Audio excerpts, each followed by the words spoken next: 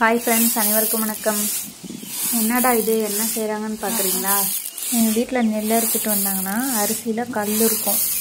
அந்த கல்லெல்லாம் ரிமூவ் பண்ணுறதுக்காக இந்த மாதிரி எங்கள் அம்மா நேம்புவாங்க. நேம்பி எடுத்தாங்கன்னா அந்த கல்லெல்லாம் கொஞ்சம் தனியாக வந்துடும். இதே இப்போ ஆரியமெல்லாம் இருந்துச்சுன்னா அதை நம்ம வீட்லேயே தான் எல்லாம் க்ளீன் பண்ணி எடுப்போம். அதனால் அதுவும் ஆரியத்துலேயும் நிறைய கல் இருக்கும். அதுவும் இதே மாதிரி தான் நேம்பி எடுப்பாங்க.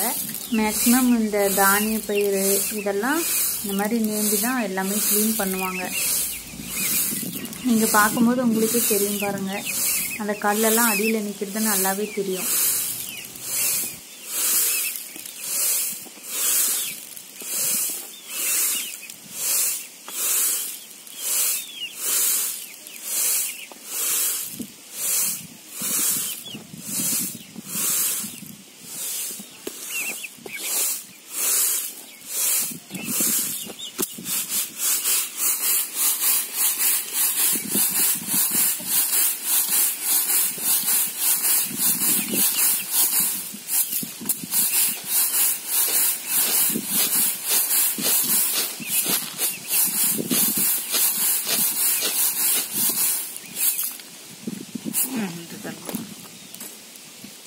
இப்போ உங்களுக்கு பார்க்கும்போது தெரியும் பாருங்கள், கல் ஃபுல்லாக அடியில் நின்றுருக்கு.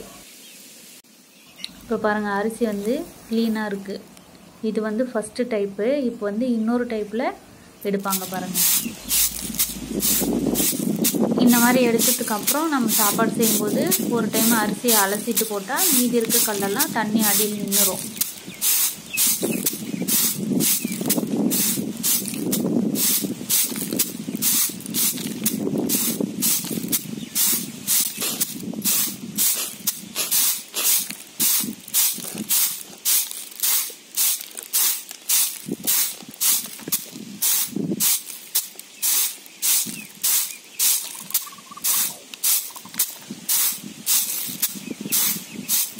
இப்போ உங்களுக்கே தெரியும் பாருங்கள், லாஸ்ட்டாக அந்த கல்லெல்லாம் அப்படியே நிற்கும் அடியில்.